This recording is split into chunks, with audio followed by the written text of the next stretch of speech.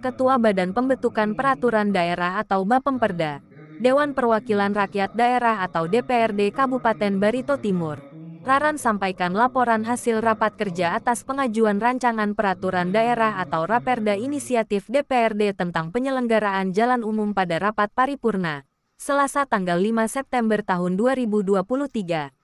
Paripurna tersebut dipimpin langsung oleh Ketua DPRD, Nur Sulistyo, didampingi Wakil Ketua, Arianto S. Muller dan Wakil Ketua 2, DP. Nampak pula anggota DPRD lainnya.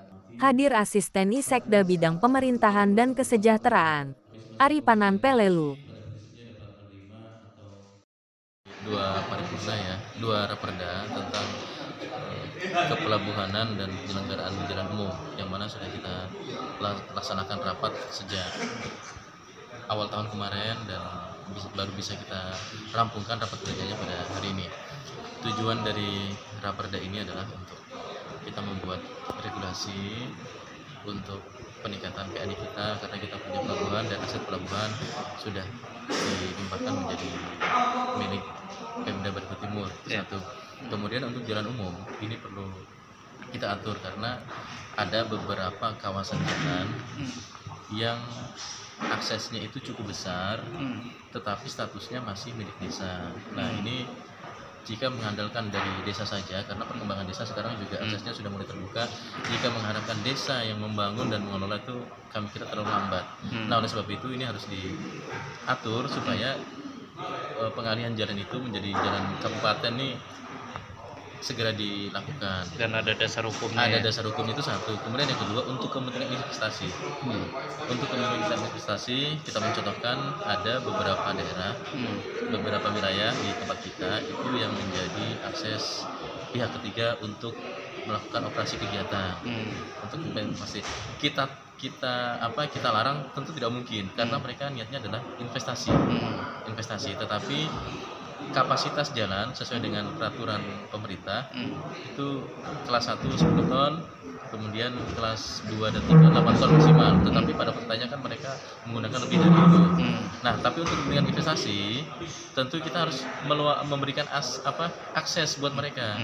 Nah, ini akses inilah nanti yang perlu diatur. Bagaimana, berapa lama, seperti apa perjanjiannya diatur. Walaupun pada saatnya nanti juga saat mereka itu akses mereka sudah jadi, mereka mengangkut produksi lewat jalan mereka sendiri. Tetapi saat mereka mempersiapkan segala sesuatunya, itu mereka tetap menggunakan jalan kabupaten. Nah, jalan umum ini harus kita atur ya supaya jangan tinggal rusaknya saja.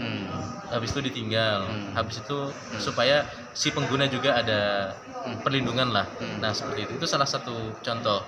Atau bahkan mungkin kita lihat ini perkembangan waktu ya.